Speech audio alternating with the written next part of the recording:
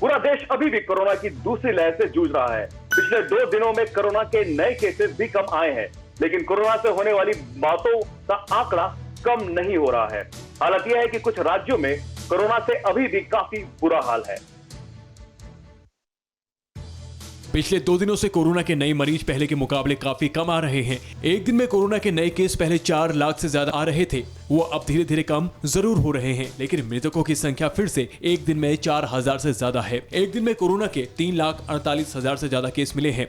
कई राज्यों में कोरोना के नए केस कम मिल रहे हैं। एक दिन में फिर से 4000 से ज्यादा लोगों की मौत हुई है। एक दिन में 4198 लोगों की कोरोना से मौत हुई है।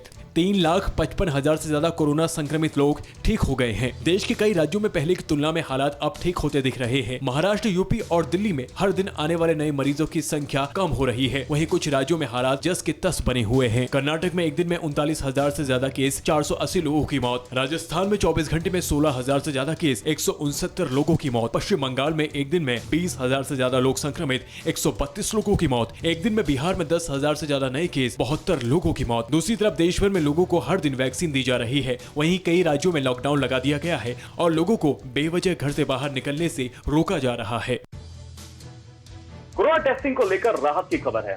अब संक्रमित या संदिग्ध मरीज को बार बार कोरोना टेस्ट कराने की जरूरत नहीं है। साथ ही स्वस्थ व्यक्ति को दूसरे राज्य में जाने के लिए RT-PCR टेस्ट की भी जरूरत नहीं होगी। देखिए हमारी ये रिपोर्ट। देश में कोरोना के बढ़ते संक्रमण और लैब पर बढ़ते दबाव को देखते हुए सरकार ने कोरोना टेस्टिंग को लेकर नया आदेश जारी किया है। ICMR के DG डॉक्टर बलराम भार्गव ने कहा है कि एक बार टेस्ट पॉजिटिव आने के बाद बार बार RT-PCR टेस्ट नहीं कराना चाहिए। हॉस्पिटल से डिस्चार्ज करने के लिए भी नेगेटिव चेक करने के लिए टेस्ट की जरूरत नहीं है। साथ ही अगर कोई शख्स पूरी तरह से स्वस्थ है तो ऐसे में उसे एक राज्य से दूसरे राज्य में जाने के लिए RT-PCR टेस्ट की जरूरत नहीं है। इसके अलावा सरकार की तरफ से यह भी ऐलान किया गया है कि अब हर अस्पताल में रैपिड एंटीजन टेस्ट किया जाएगा ताकि जल्दी रिजल्ट का पता चल पाए। डॉक्टर भार्गव के मुताबिक सरकार होम बेस्ड टेस्टिंग सोल्यूशन पर भी काम कर रही है, यानी ऐसा तरीका जिससे घर पर ही टेस्ट करके कोरोना संक्रमण का पता लगाया जा सके। दरअसल देश में RT-PCR टेस्ट कैपेसिटी प्रतिदिन 16 लाख की है और रैपिड एंटीजन टेस्ट की कैपेसिटी 17 लाख। अप्रैल मई में 16 से 20 लाख टेस्ट किए गए। इसमें RT-PCR और एंटीजन टेस्ट दोनों शामिल हैं। देश में 30 अप्रैल को 19,45,000 से ज्यादा टेस्ट किए गए, जो दुनिया में किसी भी देश के मुकाबले ज्यादा है। कोरोना संक्रमण को लेकर देश के कई राज्यों में राहत की खबर है। सरकारी पाबंदियों के बाद कई राज्यों में संक्रमण दर जरूर घटी है।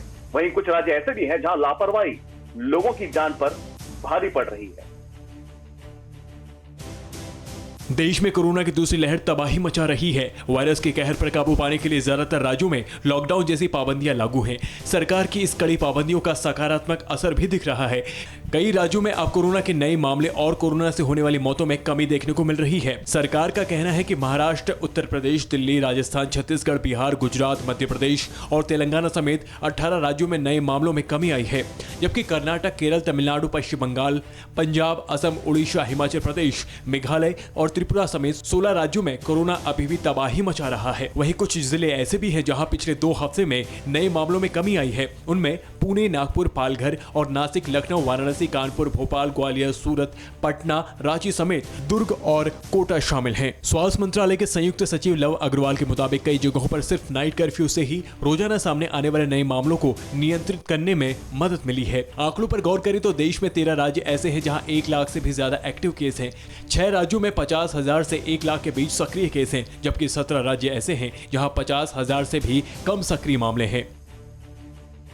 परवाह देश की, सोमवार से शुक्रवार रात 10 बजे TV9 भारतवर्ष पर।